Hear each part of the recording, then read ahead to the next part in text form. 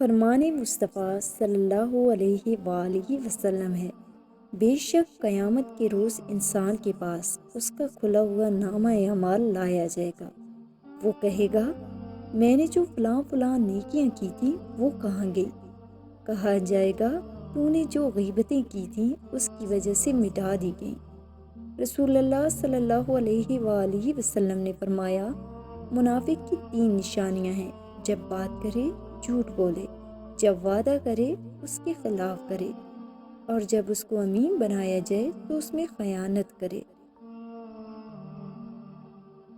فرمان مصطفیٰ صلی اللہ علیہ وآلہ وسلم ہے، جو شخص اپنی زبان کو ایسی نیکی کے لیے استعمال کرتا ہے کہ جس پر اس کے بعد بھی عمل کیا جاتا ہے تو اللہ تعالیٰ اسے قیامت کے دن تک ثواب سے نوازتا رہتا ہے اور قیامت کے روز اسے پورا ثواب عطا کرے گا۔ جو خاموش رہا اس نے نجات پائی۔ رسول اللہ صلی اللہ علیہ وآلہ وسلم نے فرمایا، جو شخص دنیا میں دوغلا ہوگا تو روز قیامت اس کی زبان آگ کی ہوگی۔ تقدیر۔ حضرت ابو ہریرہ رضی اللہ تعالیٰ عنہ سے روایت ہے، رسول اللہ صلی اللہ علیہ وآلہ وسلم نے فرمایا، جو چیز اللہ تعالیٰ نے تمہاری قسمت میں لکھ دی ہے اس پر راضی رہو، دنیا کے غنی لوگوں میں تمہارا شمار ہوگا۔ فرمان مصطفیٰ صلی اللہ علیہ وآلہ وسلم، جس نے حرام کا ایک لقمہ کھایا اللہ عز و جل اس کی 40 دن کی نمازیں قبول نہ فرمائے گا، اور ہر وہ گوشت جس کی نشوونما حرام سے ہو وہ جہنم کا زیادہ حقدار ہے۔ رسول اللہ صلی اللہ علیہ وآلہ وسلم نے فرمایا، یقیناً اللہ تمہاری صورتوں اور اموال کو نہیں دیکھتا بلکہ وہ تمہارے دلوں اور اعمال کو دیکھتا ہے۔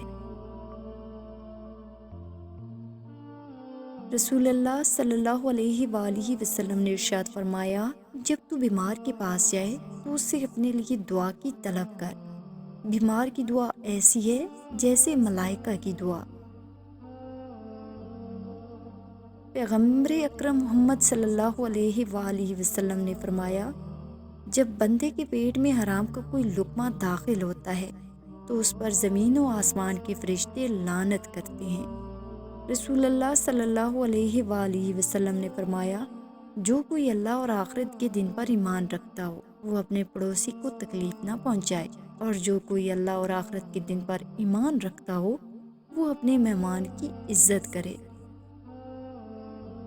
اور جو کوئی اللہ اور آخرت کے دن پر ایمان رکھتا ہو وہ اچھی بات زبان سے نکالے ورنہ خاموش رہے۔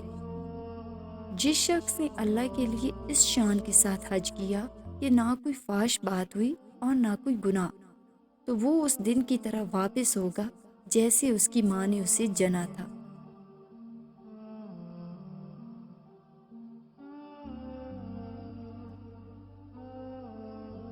بد نصیبی کی پہچان۔ رسول اللہ صلی اللہ علیہ وآلہ وسلم نے فرمایا، 4 چیزیں بد نصیبی کی پہچان ہیں: آنکھوں کا خشک ہونا کہ اللہ کے خوف سے کسی وقت بھی آنسو نہ ٹپکے، دل کا سخت ہونا کہ آخرت کے لیے یا کسی دوسرے کے لیے کسی وقت بھی نرم نہ پڑے، امیدوں کا لمبا ہونا،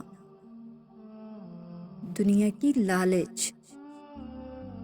نبی کریم صلی اللہ علیہ وآلہ وسلم نے فرمایا، تم میں سے کوئی بھی اس وقت تک مومن نہیں ہو سکتا جب تک میں اس کے نزدیک اس کی اپنی جان سے بھی زیادہ محبوب نہ ہو جاؤں۔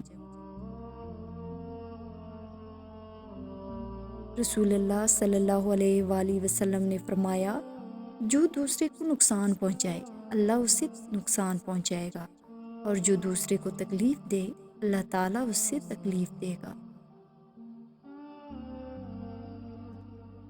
وہ شخص جو چھپا کر صدقہ دے روز قیامت اللہ کے عرش کے سائے میں ہوگا۔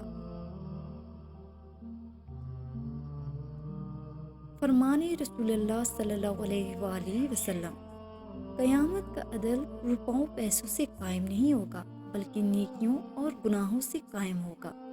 جو نیکیاں تم بچا کر لائے ہو اللہ تعالیٰ وہ نیکیاں تم سے چھین لے گا اور مظلوموں کو دے دے گا، مظلوموں کے گناہ چھین لے گا اور تمہارے سر پہ تھونک دے گا۔ اپنی موت کو یاد رکھنا۔ نبی صلی اللہ علیہ وآلہ وسلم نے فرمایا، جب تم نماز کے لیے کھڑے ہو تو اسے الوداعی نماز سمجھ کر ادا کرو۔ نبی کریم صلی اللہ علیہ وآلہ وسلم نے ارشاد فرمایا، اللہ فرماتا ہے، میرا بندہ جو میرے بارے میں گمان کرتا ہے، میں اس کو پورا کرنے کے لیے اس کے پاس ہوتا ہوں، اور جب وہ مجھ کو پکارتا ہے تو میں اس کے ساتھ ہوتا ہوں۔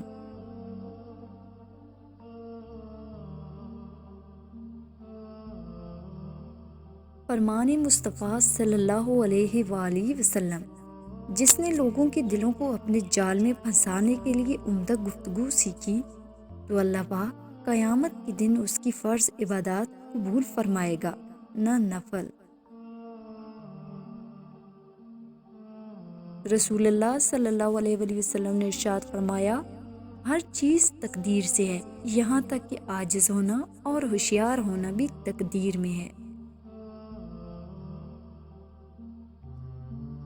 دعا سے بلاؤں کا ٹلنا۔ رسول اللہ صلی اللہ علیہ وآلہ وسلم نے فرمایا، دعا نفع پہنچاتی ہے اور ان بلاؤں کو ٹالتی ہے جو نازل ہو چکی ہیں، اور ان بلاؤں کو بھی جو ابھی نازل نہیں ہوئی، اس لیے تم دعاؤں کا اہتمام کرو۔ جو اللہ سے سوال نہیں کرتا، اللہ اس سے ناراض اور ناخوش ہوتا ہے۔ رسول اللہ صلی اللہ علیہ وآلہ وسلم نے فرمایا، آدمی بوڑھا ہو جاتا ہے لیکن اس کی دو خواہشیں جوان رہتی ہیں، ایک مال کی ہوس، دوسری لمبی عمر کی تمنا۔ رسول اللہ صلی اللہ علیہ وآلہ وسلم نے ارشاد فرمایا، اللہ جس کے ساتھ خیر و بھلائی کرنا چاہتا ہے اسے بیماری کی تکلیف اور دیگر مصیبتوں میں مبتلا کر دیتا ہے۔